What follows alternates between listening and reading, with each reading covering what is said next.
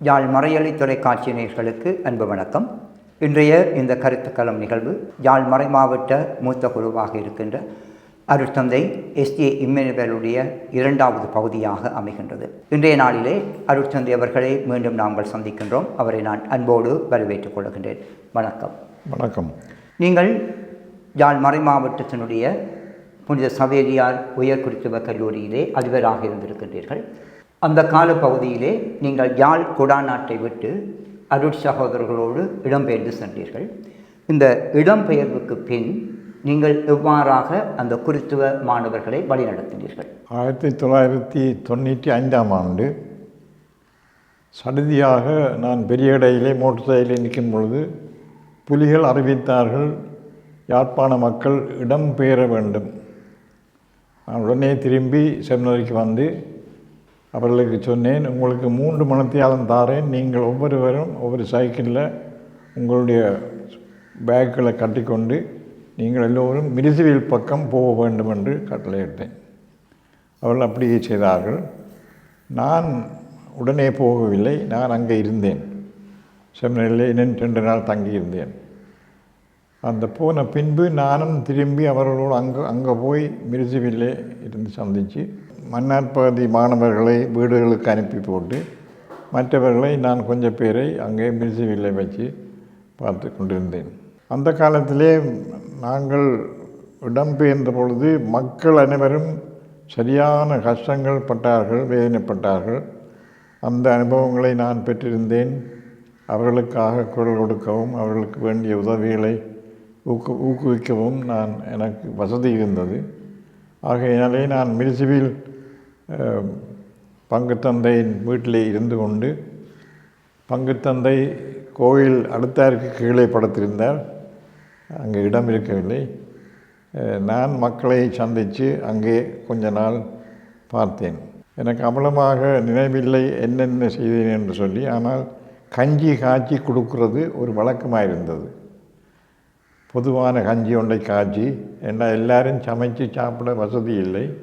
மிரிசுவில் கோயில் சன் நீக்லஸ் கோயிலே கிறிஸ்மஸ் அந்த நாள் வந்த பொழுது நான் அதிலே இருந்து அவர்களுக்கு செய்தியை கொடுத்தேன். அந்த கோயிலில் இருந்து என் பணியை செய்தேன். ஆனால் அவர்களுக்கு உண்டிய தேவை வசதிகளை செய்து கொடுக்க போதிய அளவு பொதுநிலையினர் முன்வரவில்லை. இளைஞரும் கொஞ்சம் பேர் தான் இருந்தார்கள். அவர்களோடு நானும் அங்கே இருந்தேன். அதன் பின்பு நான் இஞ்சால கிளிநொச்சி பக்கம் போகிறதுக்கு தண்டித்தேன். அங்கே போயிருந்து அங்கேயும் கொஞ்சம் பேரை கொண்டு போய் அங்கே வச்சு கிளிநொச்சி அந்த 4ஆம் வாய்க்காலில் இருக்கிற அந்த அநாதை இல்லத்திற்கு வச்சு அங்கேயும் அவர்களை பராமரித்தோம்.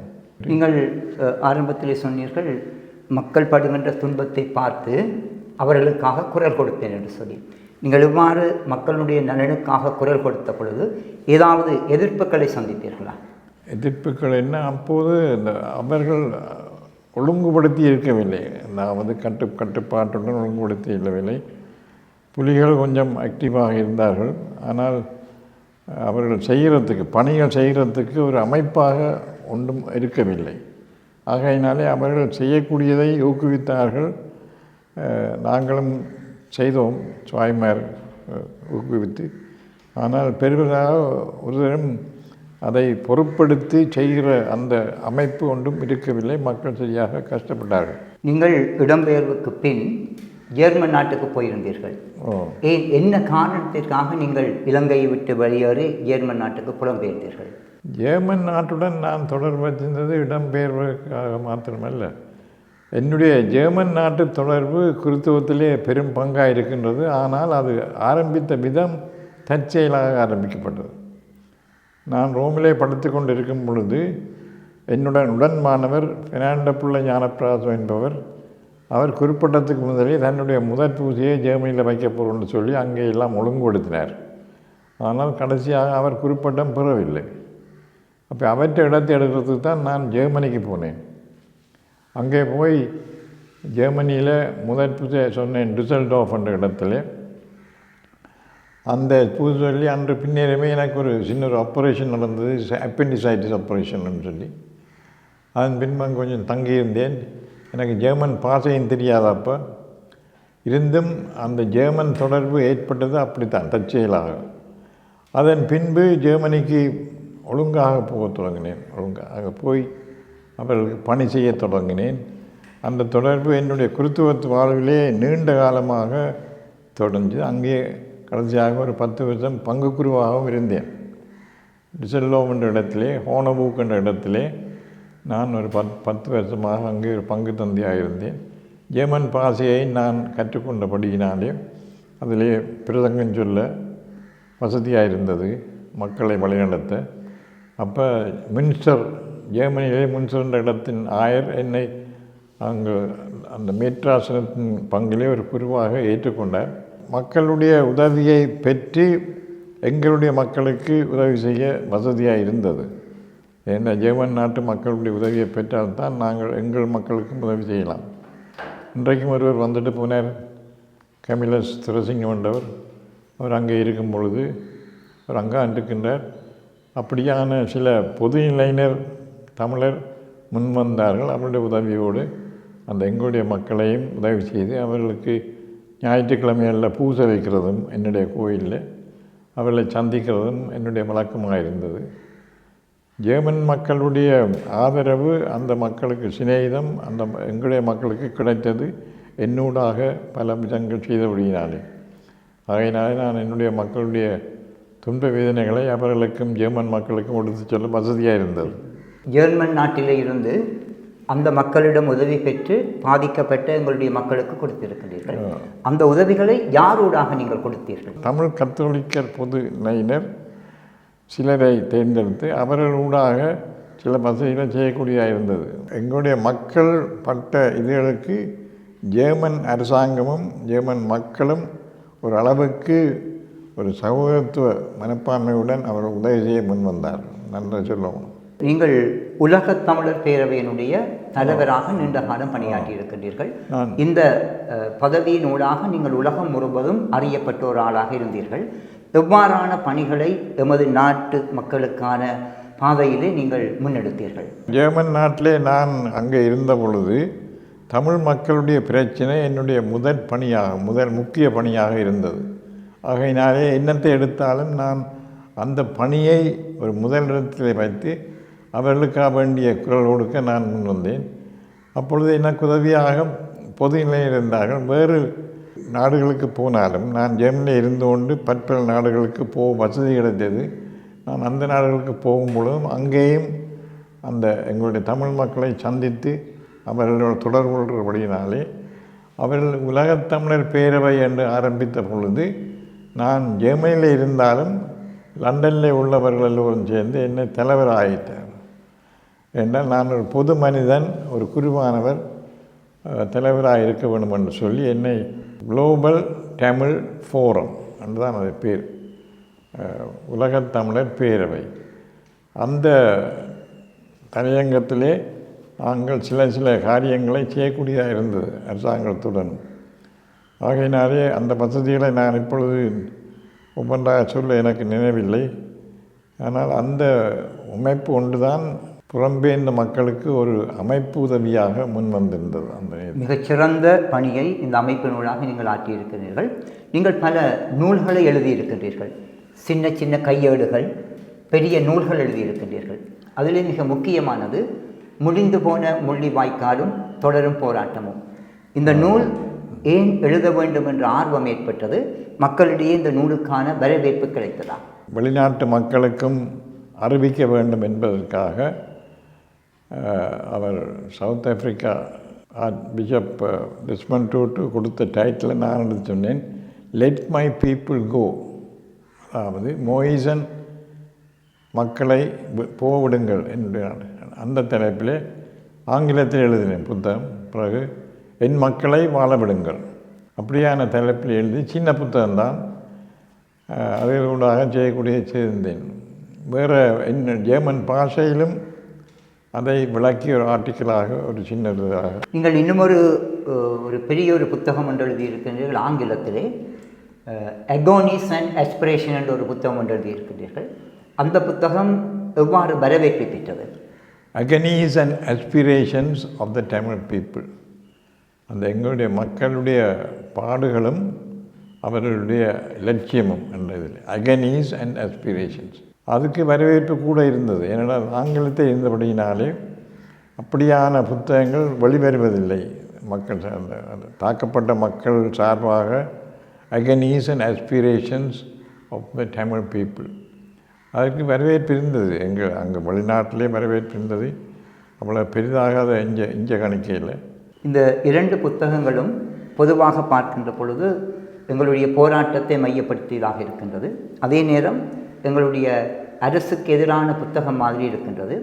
அதனால் இந்த புத்தகம் சார்பாக ஏதாவது விமர்சனங்கள் அல்லது குறைகள் சொல்லப்பட்ட மற்ற அதிகமான விமர்சனம் என்றால் அதிகமாக எங்களுடைய குருக்கள் என்னென்றால் நான் அரசியல் செய்கின்றேன் என்று சொல்லி குற்றம் சாட்டினார்கள். அவர்களுக்கு இந்த மக்களுடைய துன்பங்களை பார்த்து அவர்களுடைய அனுதாபப்பட்டு அவர்களுக்கு உதவி செய்ய முன்வருவது அரசியலிலே ஈடுபடுவதாக கணித்தார்கள். எனக்கு அப்படி தோன்றவில்லை. மனிதர்களுடைய பிரச்சனை இருந்தால் அதை உதவி செய்ய போவது அது எங்களுடைய கிறிஸ்தவ பண்பு, எங்களுடைய கிறிஸ்தவ அன்பு. ஆகையினாலே சிலர் அப்படித்தான் விலகி நின்றார்கள். குருக்கள் தன்னும் விலகி நின்றார்கள். அவர்கள் முன்னெடுத்து அவர்கள் முன்வந்து துணிவாக பெரிய பெரிய மாற்றங்களை செய்ய முன்வரவில்லை. தங்களுடைய பங்குகளிலே தன்னும் அவர்கள் அந்த கஷ்டப்பட்ட துன்பப்பட்ட அவர்கள் சாப்பாடு இல்லாமல் இருக்கிற நேரத்தில் எங்களுடைய கிறிஸ்தவ பண்பிலே அது உதவி செய்ய முன்வர வேண்டும். அந்த துணிவான காரியங்களை நாங்கள் கனவே ஈடுபடவில்லை. எங்களுடைய துணிவு போதாமல் இருந்தது. அன்புக்கேற்ற துணிவு வேண்டும் இல்லையா? ஆகையினால்தான் நான் எவ்வளவுக்கு நீங்கள் ஒரு உதவி தேவை என்று உணர்கின்றீர்களோ அவ்வளவுக்கு நீங்கள் துணிவு கொண்டு முன்வர வேண்டும் ஒரு புரட்சியான காரியத்தை செய்வதற்கு. அதுதான் இந்த இது. அதாவது மக்கள் துன்பப்படும் பொழுது இடம்பெயர்ந்த பொழுதும் அப்படித்தான். தமிழ் இடம்பெயர்ந்த பொழுதும் நான் குருவாக மாத்திரம் பார்க்கவில்லை, ஒரு அனுதாபமுள்ள ஒரு மனிதனாகத்தான் பார்த்து உதவி செய்ய முன் வந்தேன். ஆகையினால்தான் எங்களுடைய கிறித்துவத்தின் மனித பண்பை நாங்கள் மறக்கக்கூடாது. கிறித்துவத்தின் அடித்தளம் மனித பண்பு. நாங்கள் மனிதர்களை நேசிக்கின்றோம், அன்பு செய்கின்றோம் உடன் இல்லையா? ஆகையினால்தான் அவர்களுக்காக வேண்டி தான் நாங்கள் குருவாகவும் இருக்கின்றோம். அவருடைய தேவைகளிலே இதுகளிலே நாங்கள் உதவியாக இருக்கணும் என்று இருக்கிறோம். நீங்கள் இந்த 2 பெரிய புத்தகங்களை தவிர சின்ன சின்ன புத்தகங்களாக அன்பியத்தை பற்றி, பொதுநிலையினருடைய பணிகளை பற்றி, குருக்களினுடைய புனிதமான கிறித்துவத்தை பற்றி எல்லாம் எழுதியிருக்கின்றீர்கள். அந்த புத்தகங்கள் பயனை தந்ததா? நான் 2ஆம் முறையாக ரோமை நகரம் சென்று படிப்பை தொடர்ந்த பொழுது நான் எடுத்துக்கொண்ட விஷயம் பொதுநிலையினரை பற்றி. ஏனென்றால் என்னுடைய வாழ்விலே நான் குறிப்பாக வருவதற்கு முன்பதாகவே நான் ஒரு பொதுநிலை அப்போஸ்தலன் போல நீண்ட ஒரு 25 வருடத்துக்கு மேலே நான் மரியாயஞ்சேனையில் அங்கத்தவராக இருந்தேன். அதிலே நல்லா ஈடுபட்டு இங்கே யாழ்ப்பாணத்திலேயும் மன்னாரிலேயும் நான் கியூரியா தலைவராக இருந்தேன், மாஸ்டராக இருந்தபொழுது. அந்த பொதுநிலை அனுபவங்களை அடித்தளம் வைத்து நான் ரோமையிலே என்னுடைய டாக்டர் பட்டத்திற்கு நான் பொதுநிலையை பற்றி தான் எழுதியிருந்தேன். ஆகினால்தான் அவர்கள் அந்த அந்த அந்த விஷயத்தை முன்வைத்து கனவேர் அதை பற்றி சிந்திக்க தொடர்ந்தார்கள். ஆனால் பிரிவாக கனவேர் அதை பற்றி எழுதுனதாக காணவில்லை. நான் என்னுடைய நோக்கம் வாழ்விலே மக்களுக்காக வேண்டித்தான் நாங்கள் குருவாக இருக்கின்றோம். மக்களுக்காக வேண்டித்தான் அந்த பொறுப்புகளை ஏற்கின்றோம். ஆகையினாலே அவர்களுக்குத்தான் கூட பணி செய்வோம். நீங்கள் யாழ் மறை மாவட்டத்தினுடைய மூத்த குருவாக இருக்கின்றீர்கள். நீண்ட காலம் குருவாக பணியாற்றி இருக்கின்றீர்கள். பல சவால்களை சந்தித்திருக்கின்றீர்கள். பல தரமான நூல்களை எழுதியிருக்கின்றீர்கள். தற்கால குருக்களுக்கு நீங்கள் என்ன சொல்ல விரும்புகின்றீர்கள்? நாங்கள் குருக்களாக வருவது ஆண்டவருடைய அழைத்தல். நாங்களும் அதை ஏற்றி மனிதர்களுக்கு பணி செய்யத்தான் குருக்களாக வந்திருக்கின்றோம். அதிகாரம் செலுத்தவல்ல, தலைவர்களாக மாத்திரம் இருக்கவல்ல, எப்பொழுதும் முதலிடத்திலே இருந்து தலைமைத்துவ பேச்சுகள் நடத்துவதல்ல. நாங்கள் மக்களுக்கு ஏற்ற விதத்திலே அவர்களுக்கு உரிய தூண்டுதலை கொடுத்து அவர்களை ஒரு நல்ல மனிதனாக, கத்தோலிக்க மனிதனாக நல்லது செய்ய, அன்பு செய்ய, கருணை காட்ட அவர்களை ஊக்குவிக்கும் கருவிகளாகத்தான் இருக்க வேண்டும். சில வேளைகளில் நாங்கள் இந்த பொறுப்புகளை மறந்து நாங்கள் எங்களுடைய தலைமைத்துவத்தை பணியைத்தான் நிற்கின்றது. நாங்கள் எந்த கூட்டத்திலேயும் நாங்கள் தான் தலைமை வகிக்கின்றோம்.